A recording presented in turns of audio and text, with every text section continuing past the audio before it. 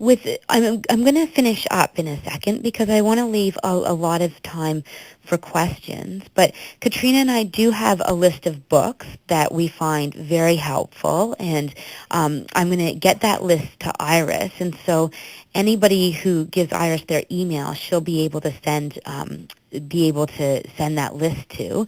But one of the books is called When a Parent is Sick, and it's by Joan Hamilton. And it's all about helping parents explain serious illness to children. And the other one is a book specifically for children, and it's about death and dying, and it's called When Dinosaurs Die. And it's for kids anywhere from 4 to 8 years old, but I use it for kids younger and kids older. And they are both excellent, and they are on those that list that I will get to Iris.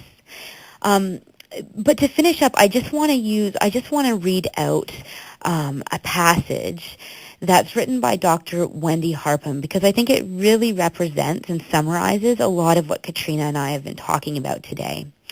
The passage says, "The greatest gift you can give your children is not protection from change, loss, pain, or stress, but the confidence and tools to cope and grow with all that life has to offer them."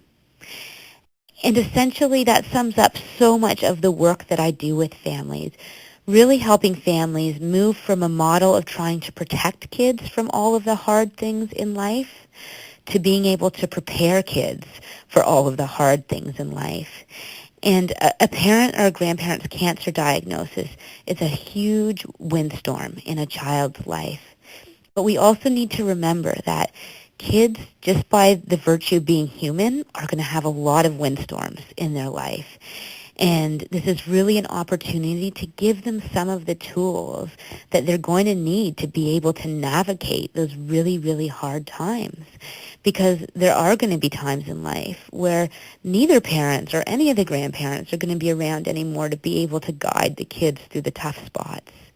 And that's why teaching kids that we can talk about the hard things, even though it can feel really difficult in the moment, and that all the feelings that come up and the worries and the sadness, and that being happy too, even when you're grieving and even when something hard's going on, is absolutely okay, because we don't want kids feeling guilty and feeling like they should be sad all the time, because their natural nature, again, is to really balance that deep joy and that deep sorrow.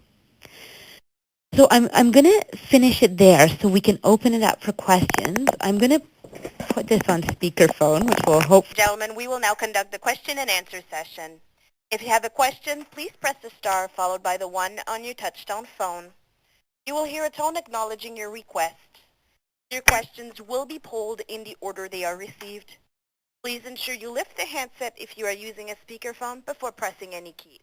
1 moment, please, for your first question. It will be Paul Primo. I'd like to know how to talk about the possibility of a relapse with children between the ages of 4 and 10 years of age. Okay. So to make sure everybody heard the question. So the question is that I'd like to know how to talk about the possibility of a relapse for children between the ages of 4 to 10 years old. So if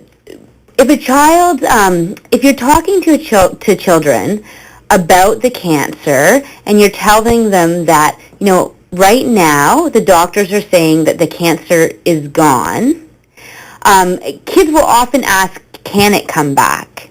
And that's why it's important to be honest with them and say, you know what, there is a possibility that the cancer will come back.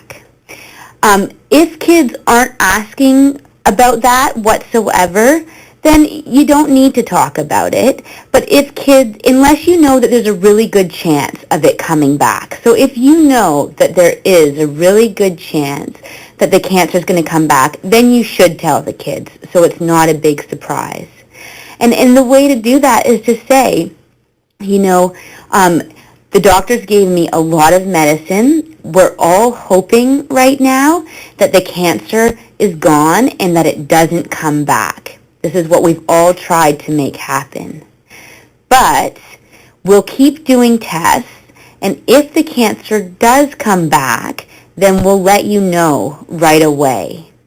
So you want the kids just to know that you will let them know as soon as you know if the cancer comes back. So if they haven't heard about that yet, then they know that you're still in remission and that there is no cancer right now. Again, if there's a good chance of that happening, then it is a good idea to talk to the kids about that, even if they haven't asked it. And again, you want to emphasize that a lot of medicine's been tried. We've done everything we can, and we're all hoping that it'll go away forever. There is a chance that will come back, and if that's the case, we'll let you know. Kids may ask then, well, what will happen if the cancer comes back? And that's where it's really good to talk to your doctor, and whatever the doctor says, if there's still treatments, then you let them know, well, there's still treatments. We might try some different medicines this time. And that's where you can use the words radiation, chemotherapy. The kids are going to hear those words, so you want to explain what those words mean anyway. If there's no more treatment at that point, then you let them know that too. But if it is at a point where there would be no more treatment, it's good to always let kids know, but there will be still treatment to make sure that I'm comfortable. So that's where it will likely go into a discussion where the kids might want to ask about death and dying. And that's where it's key, again, to be honest. You don't have to know that you're dying in order to talk to kids about it. So you can tell kids that there is a possibility this would happen, but we're really hoping it doesn't. And right now the doctors are saying things are going really well, if that's the case. Kids can handle ambiguity more than we think that they can. Does that answer the question? So that's the last question? Yes, that was the last question. I might have just a little, if, the family member is not, like locally, the person is abroad, is it a better idea to, have the kids also talk to them directly, even if you tell them yourself? Are you saying like if it's a parent or if it's a grandparent who's abroad? Yeah, the person who's the child's primary caregiver is the best person to give the information to the kids. But then absolutely, if the person's abroad and there's any way to encourage communication between the child and the person who is abroad, that's really, really important. And that might be over the phone. It might be writing letters. What we need to do is often, whether they're abroad or whether the person's at home, if a loved one's really sick, sometimes kids don't know how to interact with that person anymore. And that's where we need to help kids and get creative and give them different ways of being able to interact with the person. So if it's somebody who's in a hospital, quite often kids can't stay in the hospital with the person. And that's where we'll often do things, and this can be done in any hospital, where you just take a sheet or a blanket off the linen cart and you trace the kid's arms on it. And the children can write messages, I love you, and write memories. And then we often just cut out the arm tracing or cut it into a strip. And that's what we call a hug. And so the child can leave that hug in the hospital with the parent or grandparent. And it's a way they can feel like they're helping to take care of the person. And even though they can't be with them, their emotions can be with them. And if somebody's abroad, then that's absolutely important too, that there's still ways for the child to communicate with that person and to be able to be involved. And that might be making artwork for them and sending it to them, or making a hug and sending it to them. No problem. Are there any other questions? I'd like to thank, the poll for her thoughtful question, and I would also like to express my sincere thanks to Andrea Warnick and Katrina Longfield for their presentation regarding this important topic, and Christine Lewis for her translation. If you would like to listen in again to this, or you want to share this session with friends or colleagues, it will be available on YouTube next week.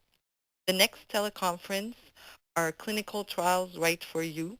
Information about accessing clinical trials will be on Wednesday, March 18th from 1:30 to 2:30 p.m. Eastern Standard Time. Also, I would like to remind you to complete and send back your evaluation as soon as possible.